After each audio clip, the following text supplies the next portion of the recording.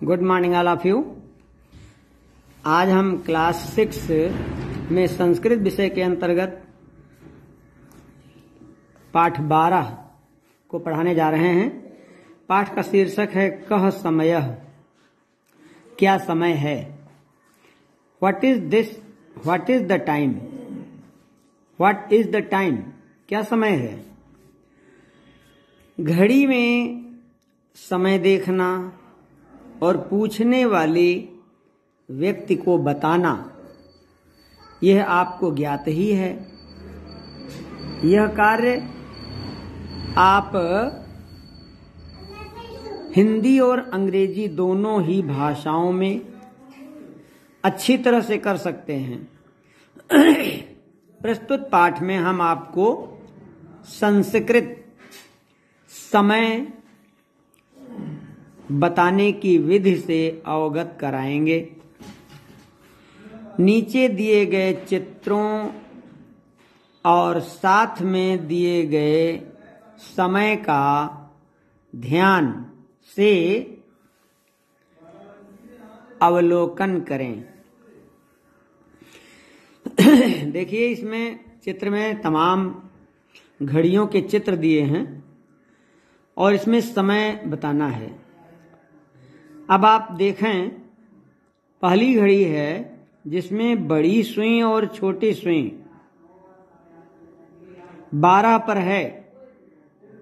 इसका मतलब हो गया ठीक 12 बजे हैं। 12 बजे को लिखेंगे द्वादश वादनम। द्वादश वादनम का मतलब 12 बजे। अब दूसरी घड़ी में बड़ी सुई 12 पर है और छोटी सुई 1 पर है।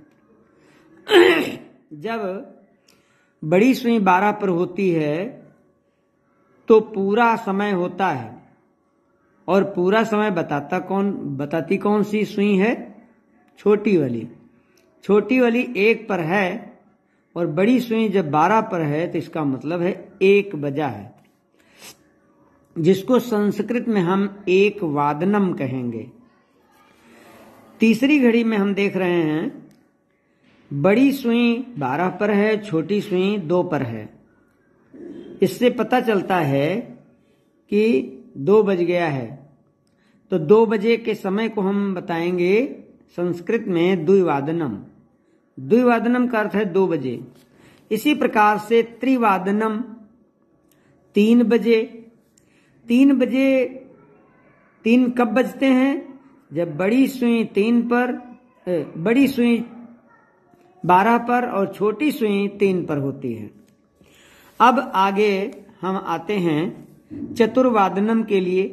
चतुर्वादनम का अर्थ है 4 बजे। आप देख रहे हैं 4 बजे वाली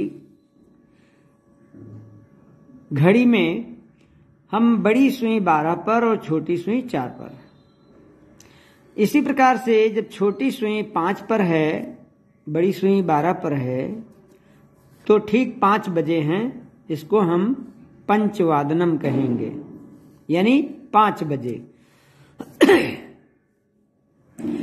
अगली घड़ी में छोटी सुई 6 पर, बड़ी सुई 12 पर। इसका मतलब है ठीक 6 बजा है। 6 बजने को संस्कृत में बोलेंगे षट्वादनम। षट्वादनम का अर्थ है 6 बजे।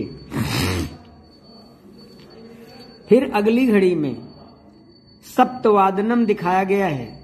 सप्तवादनम का मतलब 7 बजे, जिसमें छोटी सुई 7 पर और बड़ी सुई 12 पर है।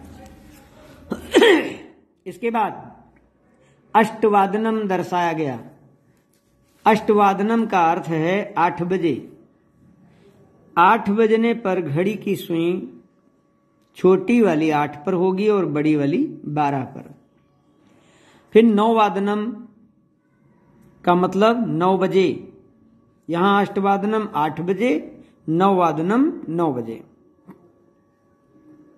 9 बजे वाली घड़ी में छोटी सुई 9 पर होगी, बड़ी सुई 12 पर। इसी प्रकार से आप ये देखते जाएं कि जब बड़ी सुई 12 पर होगी तो छोटी सुई जिस संख्या पर होगी उतने बजे होंगे। अब यहाँ 10 पर है छोटी सुई, तो इस प्रकार से ठीक 10 बजा है, इसको हम संस्कृत में दशवादनम कहेंगे। दशवादनम का मतलब 10 बजे। फिर बड़ी सुई अंतिम जो घड़ी है इस पेज की, तो अंतिम सुई अंतिम घड़ी में बड़ी सुई 12 पर, छोटी सुई 11 पर, इसका अर्थ है 11 बजे हैं। 11 बजे को संस्कृत में एकादश वादनम कहेंगे। तो इस प्रकार से हमने देखा द्वादश वादनम, देखें द्वादश वादनम 12 बजे, एक वादनम 1 बजे, द्विवादनम 2 बजे, त्रिवादनम 3 बजे, चतुर्वादनम 4 बजे, पंचवादनम 5 बजे, षटवादनम 6 बजे और सप्तवादनम 7 बजे। आगे अष्टवादनम 8 बजे, नववादनम 9 बजे और 10 वादनम 10 बजे, एकादश वादनम 11 बजे। अब हम अगले पेज पर देखते हैं। यहां पर सपाद द्विवादनम कहा गया। सपाद का अर्थ है सवा।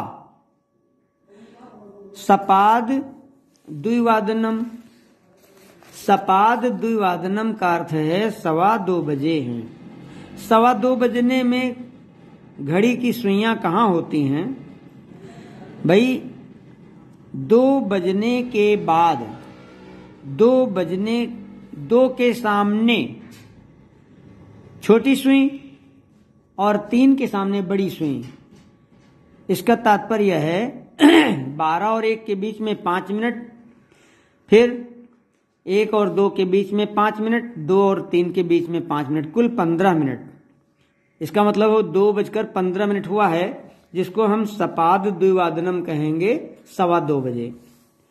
अब इसी बात को हम आगे चलकर बताते हैं। अच्छा, हाँ, अगली घड़ी में जो सार्ध त्रिवादनम लिखा है, सार्ध का मतलब होता है 3:30 बजे हैं, त्रिवादनम 3 बजे, तो सार्ध त्रिवादनम 3:30 बजे। 3:30 बजने का मतलब है 3:30। अब आप देखिए 3 और 4 के बीच में यह सुई होनी चाहिए, जो ठीक से दिखाई नहीं गई क्योंकि आधा घंटा बीत गया है, तो 3 और 4 के बीच में सुई होनी चाहिए। खैर 3:30 दर्शाया कैसे गया? बड़ी सुई से हम मिनट गिनेंगे, 12 से 1 तक 5 मिनट, 2 तक 10 मिनट, 3 तक 15, 4 तक 20, 5 तक 25 और 6 तक 30। तो 30 मिनट, 3:30 का मतलब होता है 3:30 बजा। 3:30 बजे को सार्ध त्रिवादनम कहेंगे। और आगे पादोन चतुर्वादनम। पादोन का मतलब होता पौने, चतुर्वादनम 4, तो 3:45 क्या समय हुआ है? 3:45। पादोन चतुर्वादनम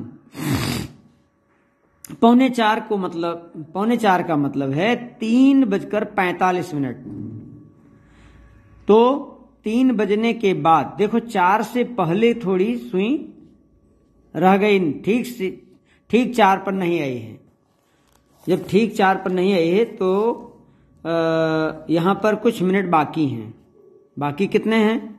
9 से 10 तक 5, 10 से 11 5 और 11 से 12 5, तो 5 5 10 5 15, 15 मिनट शेष हैं। 4 बजने में 15 मिनट बाकी हैं। इसका मतलब होगा 3:45। कैसे 45? 5 10 15 20 25 30 35 40 45, 45 मिनट बीत चुके हैं। इसलिए इस समय को हम पादोन चतुर्वादनम कहेंगे 3:45 बजे, अर्थात 3:45 हुआ है। अब अगली घड़ी देखें, इसमें लिखा है 10 पल पूर्व द्वादश वादनम। 10 पल पूर्व द्वादश वादनम, 10 पल का मतलब 10 मिनट। 10 मिनट पहले, 12 बजने में 10 मिनट पहले, यानी 12 बजने में 10 मिनट बाकी हैं। 10 पल पूर्व द्वादश वादनम, अभी 12 नहीं बजे हैं, क्योंकि 10 पल बाकी हैं, तो इसलिए 10 पल पूर्व द्वादश वादनम, 10 मिनट पहले 12 बजने में, यानी 12 बजने में 10 मिनट बाकी। अब अगला है 10 पल उत्तर द्वादश वादनम। यहां पर बड़ी सुई, छोटी सुई 12 पर है और बड़ी सुई 2 पर पहुंच गई। इसका मतलब 12:10 हो गया है। तो 12:10 हो गया है, इसको कहेंगे 10 पल उत्तर द्वादश वादनम।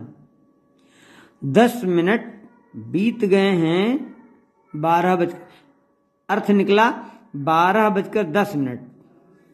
10 पल उत्तर द्वादश वादनम, 12:10, और यहां पर द्वादश वादनम जो लिखा था 10 पल पूर्व, इसका मतलब हो गया कि 12 बजने में 10 मिनट शेष हैं। अब सवाल का इदानीम कह समय, इस समय कौन सा, इस समय कितना बजा है, कितना समय हुआ है। इदानीम अष्टवादनम, इस समय 8 बजे हैं। कैसे आपको पता चला 8 बजे हैं? घड़ी की सुइयां बता रही हैं। घड़ी की छोटी सुई 8 पर है, जबकि बड़ी सुई 12 पर है। इससे पता चलता है कि ठीक 8 बजा है। दिव्या अष्टवादने विद्यालयम गच्छते, दिव्या 8 बजे विद्यालय को जाती है। ख इदानीम कह समय, अब इस घड़ी के बारे में बताया गया। ये समय कितना बजा है? इदानीम 4:30, इस समय 4:30 बजा है। 4:30 कैसे बजा भाई? 4 और 5 के बीच में घड़ी की सुई छोटी है और बड़ी सुई 6 पर है। अगर बड़ी सुई 6 पर है तो 4 और 5 के बीच में ही ये सुई छोटी वाली होनी चाहिए। ठीक से दर्शित नहीं है फिलहाल के लिए। 4:30 बजे इसको कहेंगे, क्योंकि 4:30 हो गया है।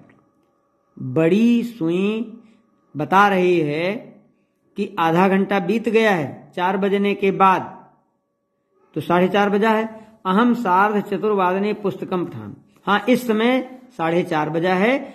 अहम 4:15 पुस्तकम पठामि, मैं 4:30 बजे पुस्तक पढ़ता हूं। मैं 4:30 बजे पुस्तक पढ़ता हूं।